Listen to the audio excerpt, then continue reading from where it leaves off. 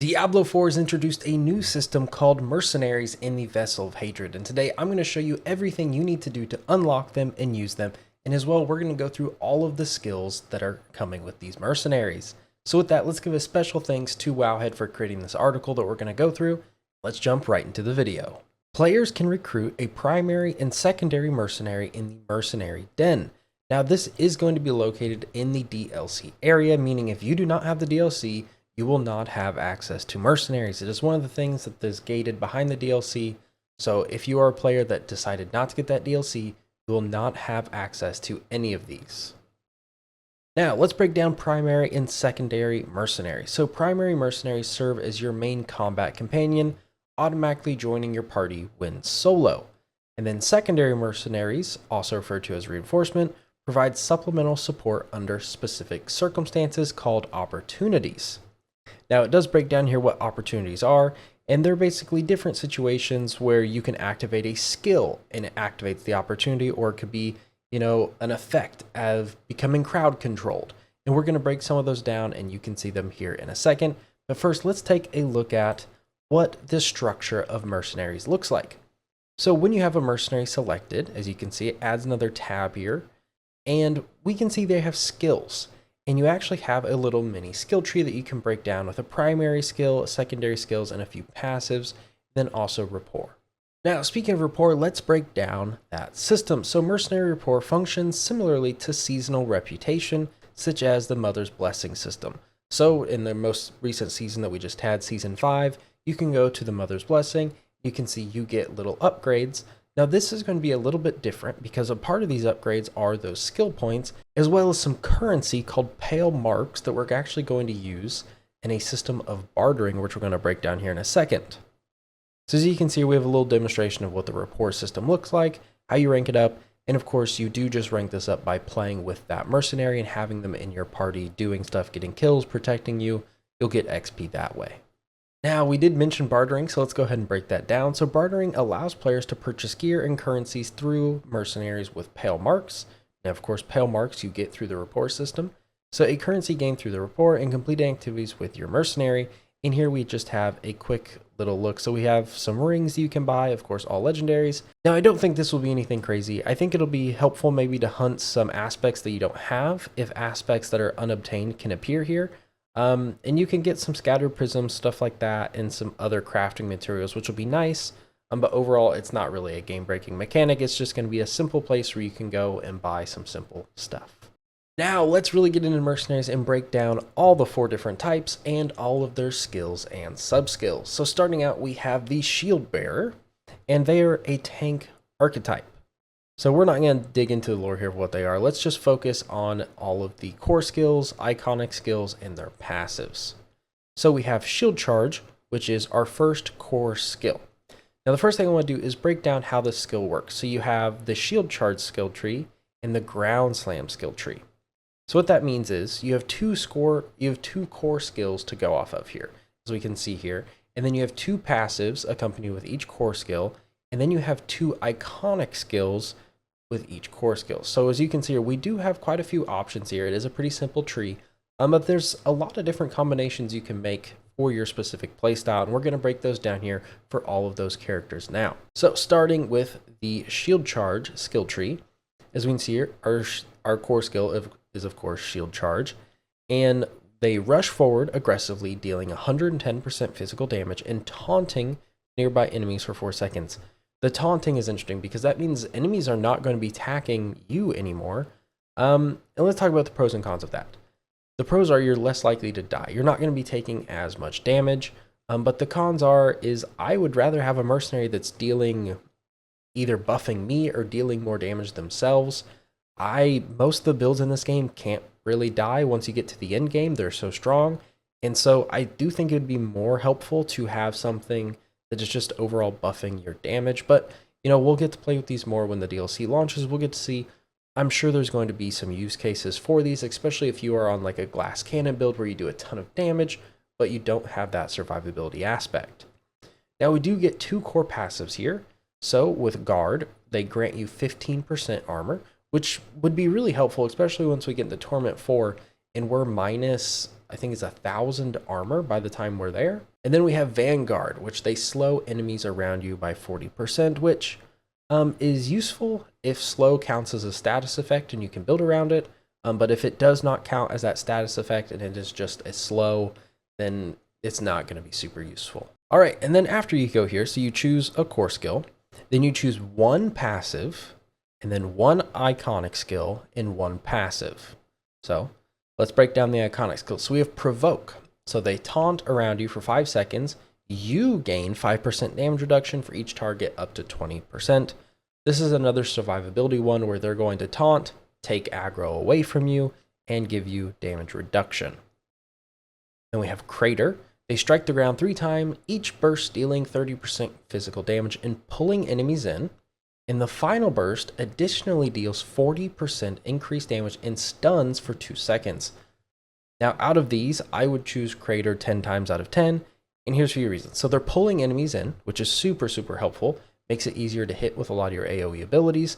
And the final burst deals 40 physical damage, which isn't that much, but the big thing is it stuns. Stun is a status effect that we can build off of to increase our critical strike chance, to increase our lucky hit chance.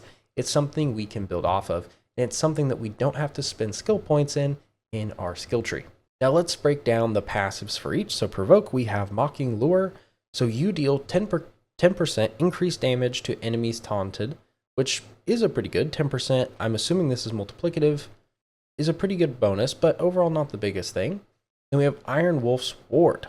So when Valiance is triggered, he knocks back close enemies and taunts distant enemies for 4 seconds, and the cooldown is reduced by 20%.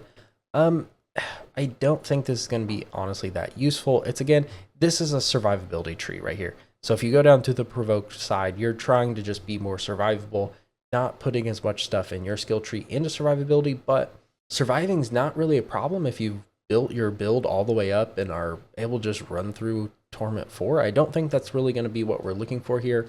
I think we're going to be more focusing on stuff that is increasing our damage. So we have Iron Wolf's Call. So when Valiance is triggered, your next 2 core skills within 10 seconds deal 25% increased damage and cost no research. And then the cooldown is reduced by 25%.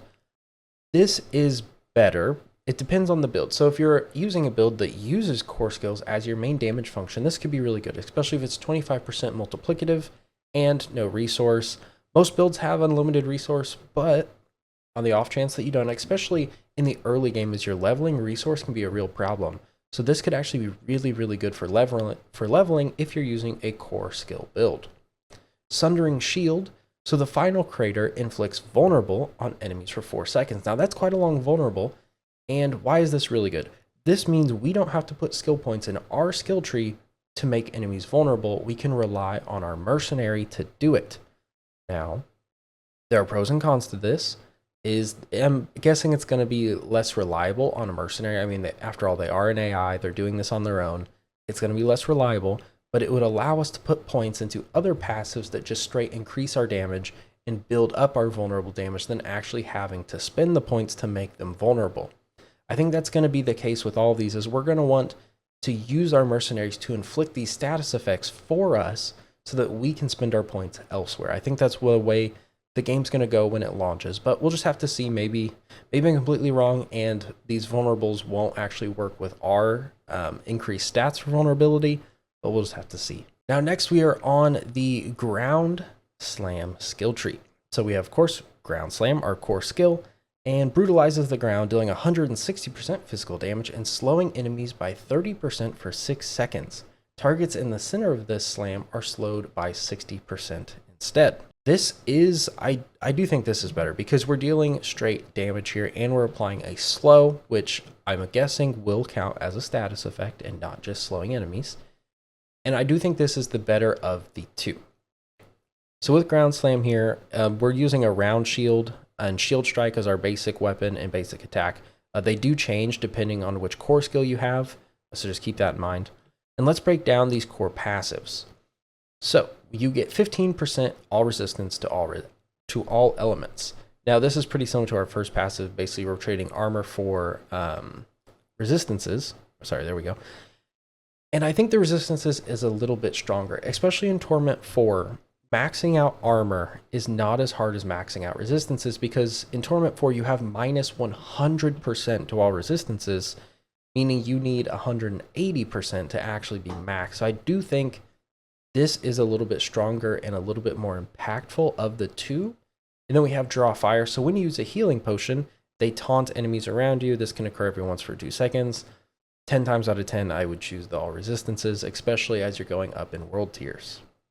Or sorry, torment tiers, now that we've gotten rid of the world tiers. And then let's break down these iconic skills. So this one, Bastion's going to be interesting. There's a few use cases that I think could be interesting. So they take a protective position for 5 seconds, redirecting 90% of that damage that would be dealt to surrounding allies to himself for 5 seconds. So basically, they're going to cast almost like a bubble. Like if you've played Destiny, it's like a well of invincibility, a bubble that's going to protect you, dealing 90% reduced damage. And this is going to be good and bad because you're going to be immobile. You're going to have to stay within that range for the 5 seconds this is going. Where could this be useful? There's one question I have that has not been answered yet, and it's, are mercenaries allowed in the raid? Can 4 people come in and bring 4 mercenaries in the raid? And can we use this to defeat a boss? Can you chain bastions and just basically be completely unkillable to a raid boss and just completely wipe the floor with that? I don't know. I don't believe that anywhere has said either a yes or a no about mercenaries in the raid. So if you do know, let me know down in the comments below, and please tell me where you've heard it from, because I'm not sure. I have not heard a yes or no, and I've looked, and so that's one case that I could see. And really, Bastion, I think, is going to be more of a specific case that you're going to switch to if you're going to fight a boss, if you're going to fight Lilith, if you're going to do something like that. I do think this will be useful when you're not running around. Now, if you're going through and clearing nightmare dungeons and pit tiers, Bastion's going to be basically pointless because you're trying to do this with speed. You're trying to run through those, and you don't want to have to stop all the time and stand next to your mercenary. Now, the next iconic skill we have is Shield Throw. So they throw their shield, doing 225% physical damage and taunting enemies for 3 seconds. The shield bounces up to 3 times and cannot bounce on the same target twice. So this is more just the straight damage line where you're just dealing a bunch of physical damage. And one thing that I'm fairly confident in is that these will be buffed off our own physical damage. So if our physical damage on our main player character is very, very high, I believe it will affect our mercenary. That is the only way our mercenaries are going to do any damage at all, is they will have to stack off of our buffs. And if that's the case, then doing the straight damage line could be really effective because 225% physical damage is quite strong. Now let's go ahead and break down our iconic passes, and we'll start with Shield Throw. So when Valiance is triggered, he also casts a Ground Slam and a Shield Throw. Now this is pretty good. It's just, and also cooldown reduced by 25%. This is basically just more activations of Shield Throw and Ground Slam, just more of our damage side. And our other one is Shield Throw consecrates enemies for 6 seconds, directly dealing damage to a consecrated enemy, heals you for 6% of your maximum life per target. So this one's dipping a little bit into survivability. So as you can see here, we're kind of following a pattern. Damage, survivability, survivability, damage. You know, each, we can spec into each way. And 9 times out of 10, I'm going to choose damage every single time. You know, if you needed healing, this could be something that would be interesting to try. Instead of having to spend skill points into healing for your build, maybe you could try healing through your mercenary. It's something you'll have to try out. Now with Bastion, we have Inspiration. So enemies affected by Ground Slam take 10% increased damage, which is obviously really good. And affected by Bastion deal 25% increased damage. So if you are standing in Bastion, you deal 25% increased damage multiplicatively, which would also be really good for bossing like we've talked about. So when Valiance is triggered, he heals you for 25% of your maximum life, and the cooldown is reduced by 25%. So you can see here again, healing, maximum life, survivability, damage. We're following that same pattern. Again, I would choose damage every single time. All right, next we have our Berserker Crone, the Berserker DPS.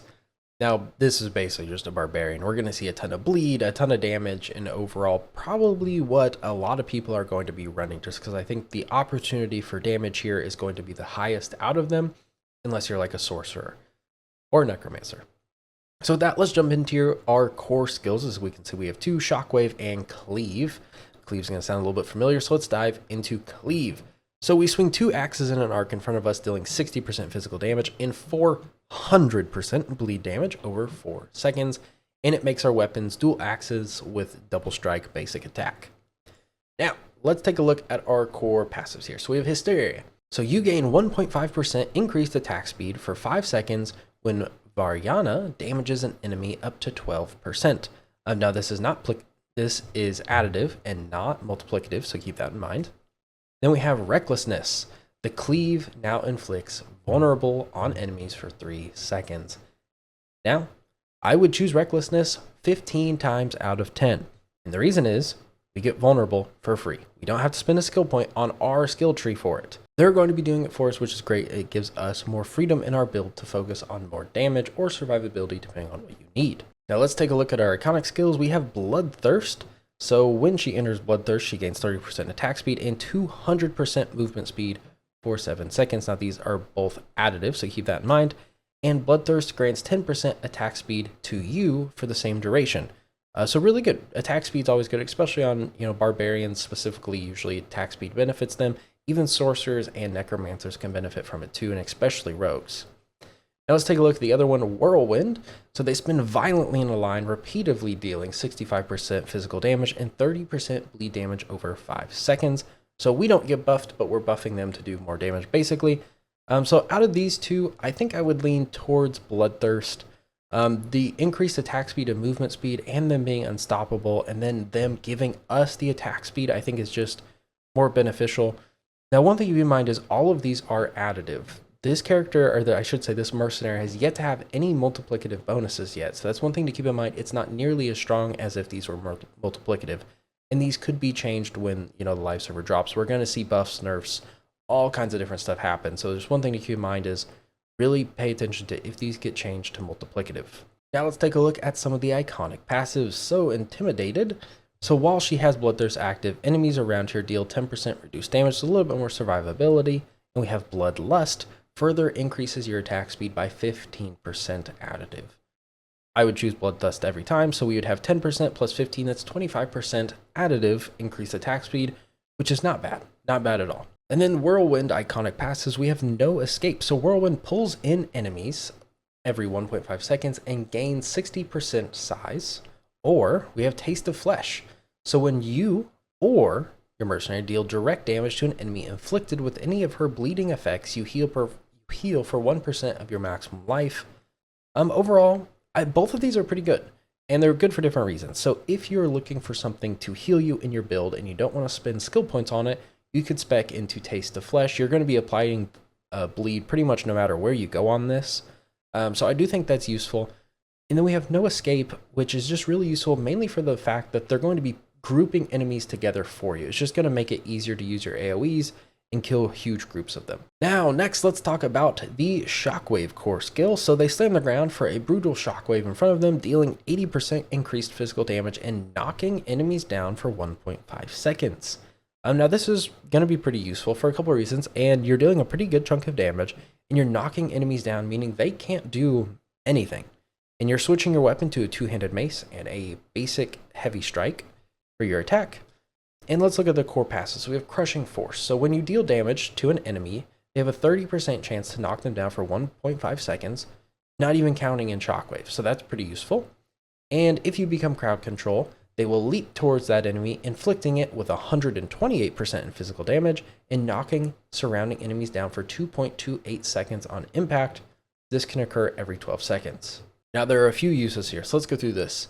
If you are a hardcore character, I would recommend Reprisal 100% of the time.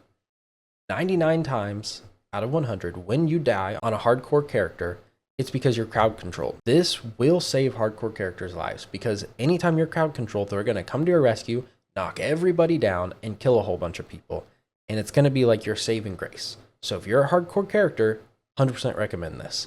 Now, if you're doing something that you can't die even on, a softcore character, whether you're fighting a boss or doing something, this could also be useful. I mean, obviously, you can't knock down a boss, but it still could be useful to help take some of that aggro off you while you're fighting and hopefully give you a survival chance.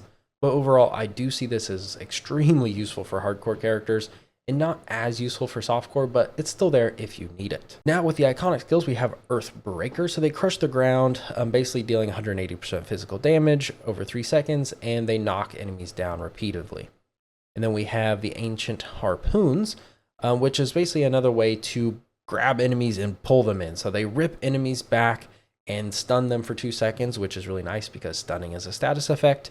And let's break down these iconic passives. So we have Rampage, so you deal 15% increased damage to any enemies affected by the crowd control effects. So anytime they're knocked down, anytime they're harpooned, stunned, dazed, you're going to deal 15% multiplicative damage to those enemies. Now, Dismembering, enemies damaged by the Earthbreaker are left exposed, causing your next hit against them with 3 seconds to be guaranteed overpower. If you are using an overpower build, this could be interesting. Probably a pretty good way to hit some crazy high crit numbers. But there's not very many super strong overpower builds. They're not really the meta right now, but everything is changing in the Vessel of Hatred, so overpower could be a way to go. And this could be really interesting. This will be something to play with to see if you could kind of use this to abuse overpower and hit some crazy high damage numbers. This will be something we'll have to do some testing on. Then we have Annihilator and Iron Grip. So Annihilator, so when you use Ancient Harpoons, you slow enemies, and then during this time you have 30% lucky hit chance. Now notice this 30% is multiplicative, which is just absolutely massive. Some of the strongest games in the build right now rely on lucky hit chance, whether you're a sorcerer, whether you're a rogue, even a necromancer. And 30% multiplicative lucky hit chance is a lot. So this is definitely something that could be extremely useful for some of those builds. Then we have Iron Grip. So when you use Ancient Harpoons, they travel 30% farther and reduce enemies' impairment resistance by 50% for 5 seconds. Overall, just completely overshadowed by Annihilator. I would choose Annihilator every single time. Now, next we have the Cursed Child. They are a shadow and a fire caster. The first core skill is Haunt. So they emit 3 ghostly souls at enemies, each haunting their victims and dealing 90% shadow damage over 10 seconds. If the target dies while being haunted, its soul jumps to another target. Obviously, the first thing when I read this is shadow damage and necromancers. The necromancer shadow builds are some of my most favorite builds in the entire game. It's basically what built this YouTube channel, is by building those in the first couple seasons, and they are probably my favorite class to play in the game. So if we could actually get back to some necromancer shadow builds, I'd be extremely excited to see what that looks like. Now we have our core passive, so Terrify. So when you haunt an enemy, you have a 30% chance to inflict vulnerable for 4 seconds. Another way we're inflicting vulnerable without using skill points, which I love to see. It allows for more creativity in the actual builds for the characters. And basically, their shadow damage has a 5% chance to daze enemies for 2 seconds, which is another status effect we can use to buff our damage, which is another thing great to see. Obviously, I think Terrify is a little bit more useful. Vulnerable is usually a lot easier to increase your damage than some of the other status effects, and obviously this is a lot lower percentage. Now for iconic skills, we have Field of Languish. So they desecrate the ground for 6 seconds, slowing enemies by 40% and reducing their damage dealt by 20%. I do wonder if this is Decrepify. Is this the same thing as Decrepify, and can we use some of the aspects that work with Decrepify with this as well? I don't know if desecrating an area of the ground is the same as Decrepify. I mean, it's basically, the definitions are about the same. I don't know if they'll actually work that way and be able to stack with anything in the game. That's something we'll have to do some testing on. Now we have another iconic skill, Chain of Souls. So you chain 10 enemies to the Mercenary, tethering them and dealing 84% shadow damage over 2.5 seconds. When the chains expire, they deal 35% shadow damage and stun their victims for 2.5 seconds. So you're doing a little bit of damage over time, which with a shadow build can be quite strong because you can buff your damage over time quite high, and they're doing a stun, so another status effect that you can use. Now let's take a look at these iconic passives. So we have Amplified Suffering. So when you damage a soul chained enemy, they detonate early, dealing 50% shadow damage around them. I don't know if this is going to be useful because I think you would want them to be chained to deal that damage over time.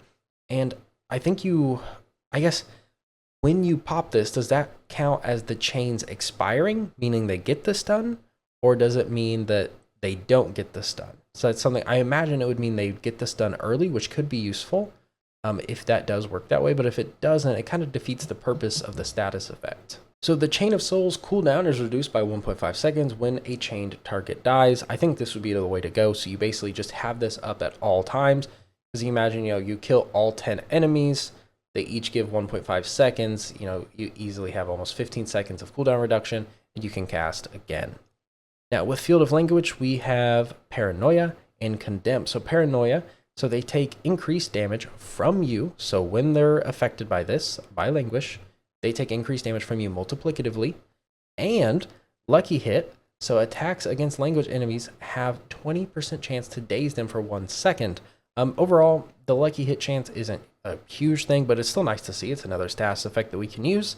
And overall, pretty good. The 15% multiplicative is very, very strong. So with Condemned, you instantly kill languished enemies with less than 40% life. Does not work on elites. Overall, it's not that strong.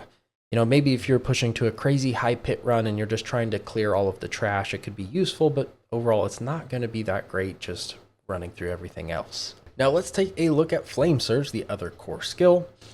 So you channel a cone of flame for 4 seconds, repeatedly dealing 80% fire damage. Now this does alter the fate and basic attack. It changes it to a flame and fire shot. And let's take a look at these core passives. So Covered in Ash. So the Flame Surge slows enemies by 20% and deals an additional 60% burning damage over 3 seconds. This is interesting because most builds aren't really relying on the burning damage. The burning damage is used on most sorcerer builds for healing, so it would be another way to get more healing on the sorcerer build. I guess you could spec more into the burning damage. And this would be something that would be interesting to try to see if you can stack up your burning damage to just a ridiculous amount and then use your mercenary to apply even more. That would be interesting. And then we have Raging Violence. So allies gain 10% increased critical strike chance against enemies affected by Flame Surge. Now, if this was multiplicative, you'd be choosing it every single time, but it is additive. But even being additive, I think it is strong enough to overshadow Covered in Ash unless you are just going for a burning damage build. I think Raging Violence is just another really cheap way to get more critical strike chance. Now we have 2 iconic skills, Storm of the Fire. So they rain down a firestorm from the sky, dealing 300% burning damage on impact, and remains on the ground for 10 seconds. Now every second the firestorm burns enemies for 55% damage over 2.5 seconds. Then enemies hit with firestorm's impact or aftershock have a 30% chance to be stunned for 1 second. That's a word. That's a mouthful. That was a lot. So overall, it's okay. So we're doing fire damage on impact. And then what's interesting though is just 55% damage, not burning damage or fire damage, which I'm wondering if it's a typo. I wonder if it's supposed to be burning damage because it would make sense if they're standing in a fiery pit on the ground. But that's interesting. And then we have our iconic passive, so Eradication. So enemies killed with the firestorm explode for 120% fire damage. The only worry I have is that this being actually strong enough to kill enemies on Torment 4 when you're super high level on stuff. If it could, it'd be another way to basically create fire explosions, which is a pretty strong build right now, is relying on fire explosions, which would be pretty interesting. And then you restore 15% of your primary resource per second while inside of the firestorm, which sounds good in theory, but then you're immobile because you have to stand in this, and really, the name of the game right now is speed.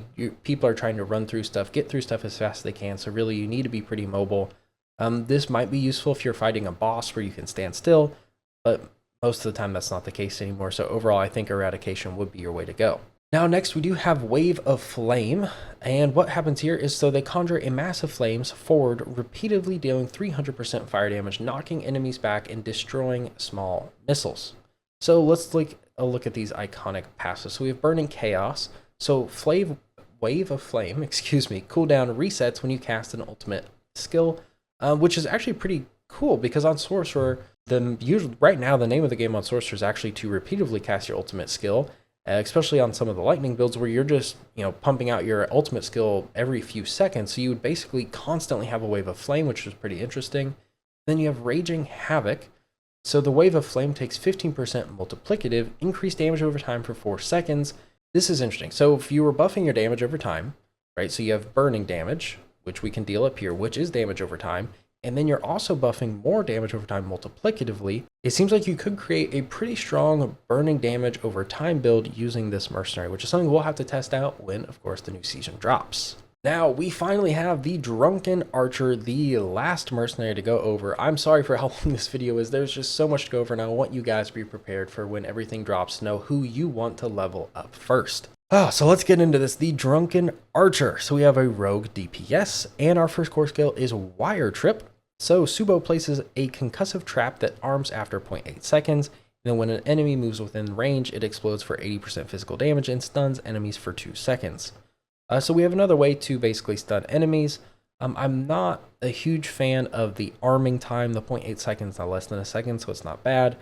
But overall, we'll have to see what our passive look like. So Subo's Heavy Shot in air pierces through enemies. So if we look up here, the basic attack is Heavy Shot. And then Ready at Hand, damaging an elite, grants you 20% movement speed for 2 seconds if Subo is around you. And this is interesting. So Rogue and movement speed is kind of the name of the game. You want to go fast. You want to go really fast, pretty much on every class. And this is pretty interesting because in most places, you're going to be damaging elites pretty much constantly. And in most places, you're going to be damaging elites pretty much constantly, so you will have this a lot, but it's only for 2 seconds. If it was longer than 2 seconds, I think it'd be more useful. But I think Piercing Arrow is going to be the way to go if you're using Wire Trap. Now, of course, we have for iconic skill, we have Cover Fire. So Subo charges a countless volley of arrows that unleash it over your position for 140% physical damage that slows enemies by 50% for 4 seconds. So if this slow counts as a status effect, it can be very, very strong. Then we have Pincushion. So Cover Fire also immobilizes enemies for 2 seconds, which could be pretty useful.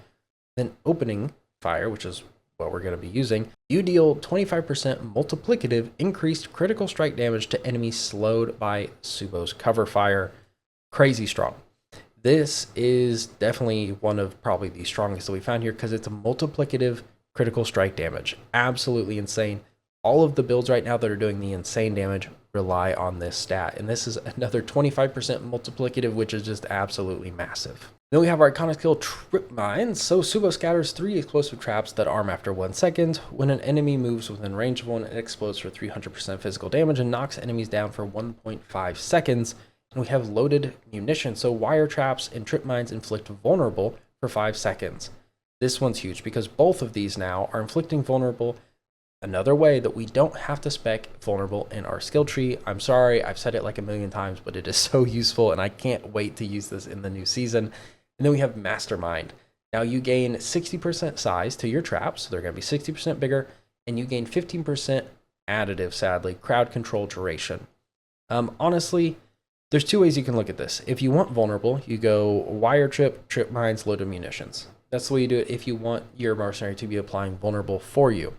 Now, if you are a critical strike build, Cover Fire and Opening Fire. 100% the way to go if you are using critical strike damage. Now, let's take a look at the second core skill, which is Molotov. So Subo tosses an incendiary at an enemy, dealing 10% increased physical damage and stunning them for 1 second before exploding into flames for the next 5 seconds. Enemies within the area repeatedly take 36% burning damage over 3 seconds. Okay, let's break this down. So we have Scorched Earth. So Molotov explosions cause enemies to take 30% multiplicative increased damage over time for you for 3 seconds. When one of Subo's Molotovs explodes, it has a 50% chance to drop a healing potion for you. Overall, not helpful at all, really. Share Drink's kind of useless. Scorched Earth could be really strong. Again, if you're speccing into that damage over time, specifically some fire damage over time, I definitely think it could be useful. Snipe. So Subo charges a massive piercing bolt, then unleashes it forward for 300% physical damage that knocks enemies back. Incendiary Bolt. They originally aimed at the Molotov explodes on them. So basically you're using Snipe and Molotov in combination now to do some fire damage. Ambusher, you gain 20% multiplicative lucky hit chance against enemies damaged by Subo's salvo within the last 3 seconds. This is pretty useful. Lucky hit chance is another one of those skills that just allows these builds to do crazy, stupid damage. So this is another reliable way to get 20%, and that's a really, really strong build. Overall, I think Ambusher is much stronger than Incendiary Bolt. And then we have our iconic skill, Explosive Charge. So Subo fires 4 explosive charges that stick to enemies, each exploding after 6.5 seconds, dealing 60% increased physical damage. Now explosive charges detonate early if their target dies or takes overpower damage. Interesting, so you could use this with overpower basically to make them explode early, but the problem is the cooldown on this being 22 seconds, unless we have a way down here to decrease that cooldown. So let's look. So Thrill Seeker, your active cooldowns are reduced by 0.5 seconds when an explosive charge explodes. Explosive charges now detonate after only 3 seconds.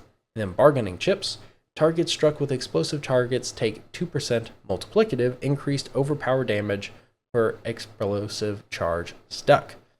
Each explosive charge can detonate by an additional 2 to 4 overpower before expiring? I guess that's what it's trying to say. Each explosive charge can be detonated by an additional 2 overpowers before expiring.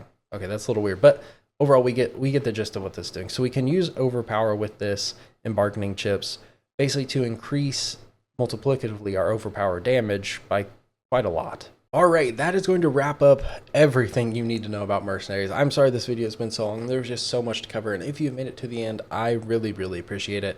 Thank you everybody for watching. There's going to be a ton of Diablo 4 content coming out very, very soon. So with that, thank you everybody. I hope to see you guys in a future video, and peace out, and I'll see you next time.